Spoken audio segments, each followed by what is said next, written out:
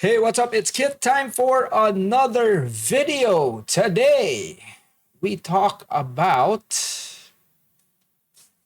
the line and the leader. Okay, very, very important for this. But I think this will be kind of quick, hopefully. All right, so I've showed a few reels that I use. Okay, so we have this, and loaded here is actually 0.3, so about 4 pound test. Okay, this is the same line that I've loaded on my Twin Power XD 3000. Okay, so for shore jigging, I use this line as well. It is pretty thin and 4 pound test. Okay, so um,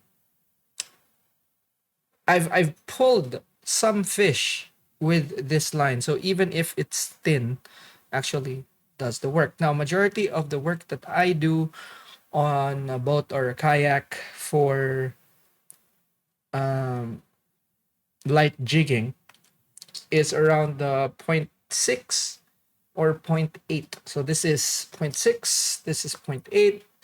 I have another reel that has point 0.6. And then this one right here, this is also point 0.6. This is spooled with Momoy. And this is more for, I use this more for shore jigging more than I do with the light jigging on a boat. But there are times when I would actually go to this. This is point 0.6. Yeah. PE 0.6. And the leader sizes change. So this one is, I believe 10 pound test. Okay. And this one has 12. And I don't go over 15 for most of these. Okay, so this is 12. This is 8. And this 0.6. And I have 10 pound test on this one. And it's fluorocarbon. Okay. So each of these actually have a role. And let me explain. Okay, so my all around is actually this one. This is the reason why I actually put this together. So most of the time I have this mounted on, let's say, whoa, this rod right here, or the maximum 40. So either of these. Um, Now I chose this because of the short butt. Okay. When I am fishing on a kayak, when I'm sitting down, this is actually a bit more comfortable to use. And this balances out quite nicely, this combo. And a very good all-arounder. Now, again, this, I could be using a jig head. I could be using a micro jig. I could be using something uh, up to about 60 grams because I don't use 80. Maximum 60 grams. But majority of the time, I'd be using something like this, 20. Okay. Now, the thin line enables me to really go down even with, or go down deep. Okay, so sometimes I'd be probably fishing 40 meters and I'm using a 20-gram jig to drop down. Now, especially if I'm on a kayak, the line and leader enables me to fish deeper, and I'd be able to move that jig more effectively with the thin line. Okay, so for this particular combo, the purpose is to not hunt big fish, but to catch fish consistently. Okay, so to get strikes consistently. So this is kind of like my fun combo, and this usually catches bulk of the fish. Okay, majority of the time, again, I would use that on a kayak, on a boat. I would use that, and I've caught some. I've caught some grouper. Okay, and the thing with grouper, I've caught a lot of grouper with that. And the thing with grouper is that they are structure fish. Now, think about what I said earlier about what that has as line. It's 0.34 pound test. Okay, and sometimes I put the leader up to about 12 or 10, but most of the time it's 8 pound test. So I could really drop a jig down, and sometimes I could go as heavy as, let's say, something like this, which is 60 grams. Okay, this is the XS from CB1. So dropping this down, working it slow, getting bit, 60 grams. Okay, it could be something like this, and I'd be able to work this a bit faster. This is 40 grams. Okay, and again, same rod. So as far as the rod is concerned, the flexibility of being able to use this, something small like that, and something big like this, just by switching the jigs. Okay, now this is 60-gram koika. Majority of the time, I don't really use it on that rod, because for these particular things, I actually use an overhead. Okay, this is where these come in. You can use them for shallower water, okay, because you don't have to wait such a long time. Okay, and sometimes also, even in shallow water, you pitch out quite far, and it's easier on a spinning combo than with a bait caster. But if I want to fish perfectly up and down, then something like this, 200 PG, okay, with this is 0.6, so a little bit heavier line now. And I use this majority of the time for slow jigs. Okay, so a little bit thicker line and a little bit thicker leader. So this would have about 10, 12, 15. And for light jigging, majority of the time, I stick with 15 as my maximum. However, there are times when 20 or 25 is called for. Okay, now what are those times? Well, believe it or not, a thicker leader in shallower water actually gives you a bit of an advantage, especially when you're using slow jigs. It increases the parachuting of the jig, which is something that you want, because you want as much hang time as possible.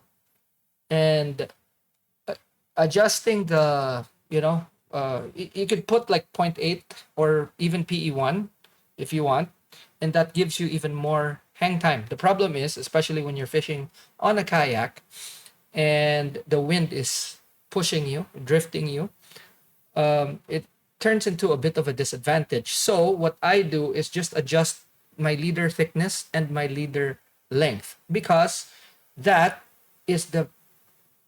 presents a very significant surface area for the current to affect.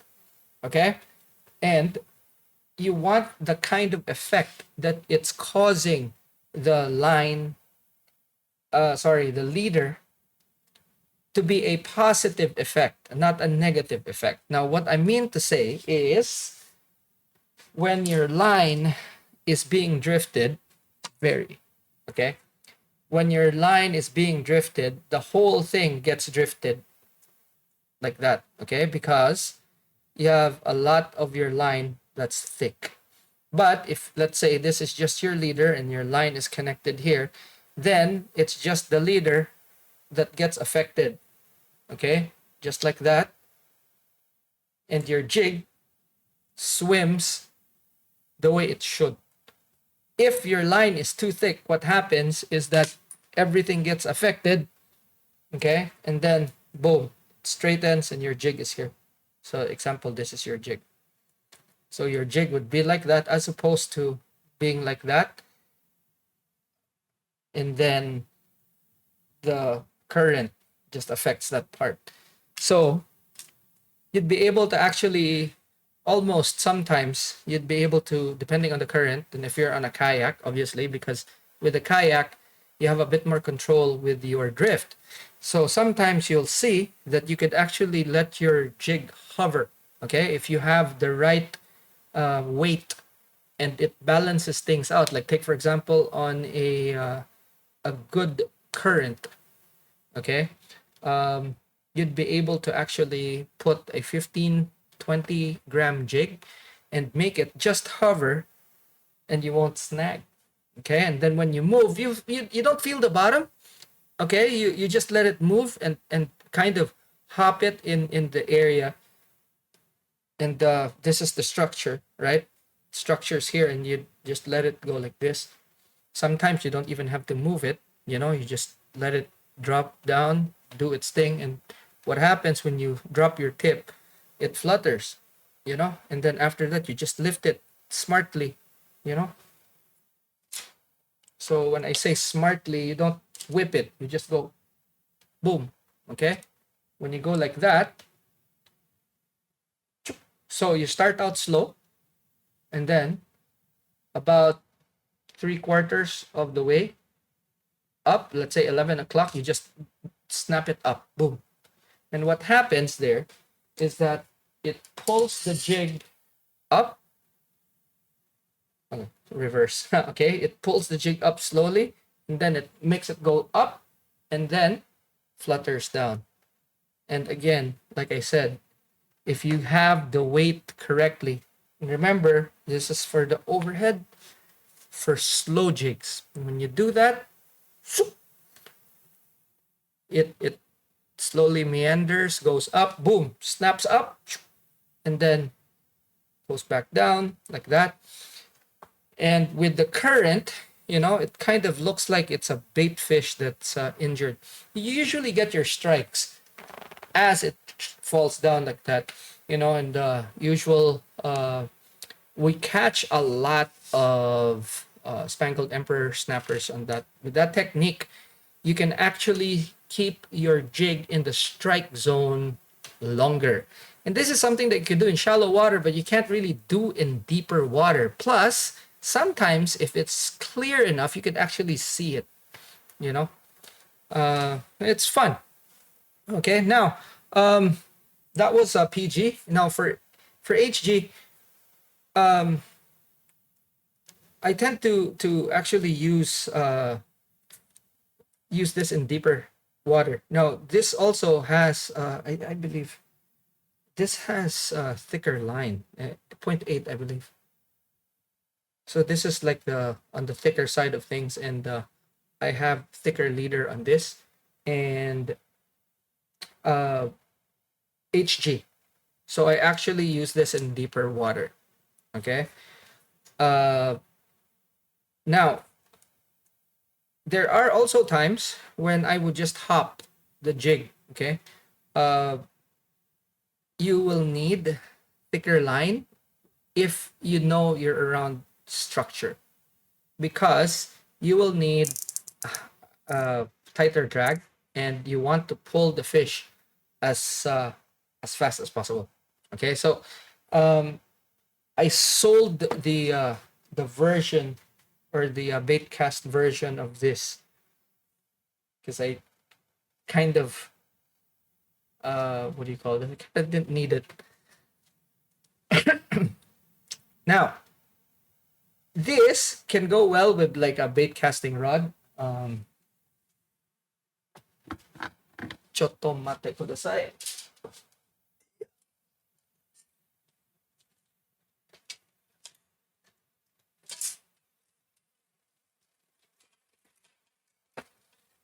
As you can see, I have not unpacked it, but this blue one right here, okay, pairs up well with that. So what I do, this is kind of like a backup, and I always have it at the back, rigged with either a bucktail or one of these. Okay, so when I opened this before, I actually set the cast control system of this with 2 brake blocks engaged. The rest is unengaged, which means I can actually toss this just like that. Just toss it, or even cast it. And I know that I'm not going to get backlash. The others, like this one right here, um, I have the brake blocks all disengaged because I want the free spool. This one, since this is kind of like an extra HG, because I have the gold HG as well. So for this particular one, I use this for 2 things. Okay, number 1, tie rubber. Okay, which is why I have the leader at 12, 15 most times with this one, and that's it.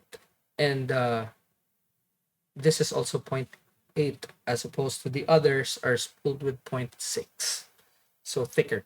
Okay, so what I do with this is toss it out as far as I could.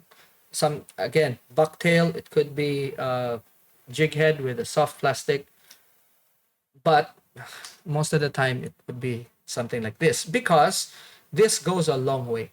Okay, there's another jig that I use with this. It's called the Storm Gomoku Slow Rocker, and I'm gonna find one of those jigs when we talk about the jigs so that I can show you guys. Okay, so but that jig or this one most of the time, and I cast this out as far away as possible. Usually on times when activity is just so low and it's high current situations. So this becomes kind of like an explorer combo. So I cast this out as far as I could, let it sink, and then just kind of work it near the bottom. Okay, so when the fish hits, usually I try to pressure it as fast as possible. Still, most of the time I target grouper and spangled emperor, and that technique actually proves quite successful for stuff like that. Okay, now I hardly use other spinning reels after the purchase or acquisition of this reel. So majority of the chores actually is with this reel. But if I need something heavier, let's say, because this line, the line on this is actually thicker, this 0.6, I believe. So this has a little bit heavier leader as well.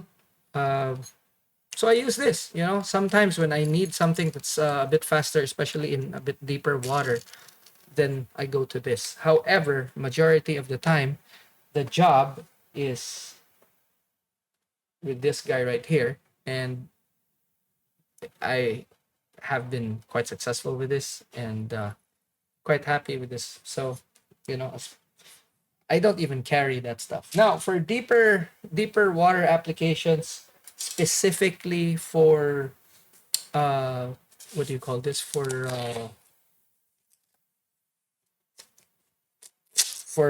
deeper, let's say up to 100 meters, I have this reel that has a spool of PE2 and 1.5, and I use it with this reel, and we're talking of jigs of up to 80, sometimes even 100. Okay, so very specific for fast jigging. Sorry, slow jigging. Very specific. So only slow jigs with these. And there are also times when even if it's shallow, it calls for bigger jigs because there are bigger fish that are around. So this is literally the combo. And since it's easy to actually put to switch lines on this, it's either I put PE2 on this, and I know that I'm really going to be pulling the fish off of structure. Or I have the spool for PE 1.5, which kind of still is thin enough to do most of the chores, only at a bigger scale, like for the others, okay? Um, I do not use this as much as I use the lighter ones, and I don't use this on the kayak. Majority of the time when I'm fishing on a boat, I'd be taking this, especially if I know that we're going towards like places with wrecks and stuff here in the Gulf. On the spinning side, I have this rod paired with a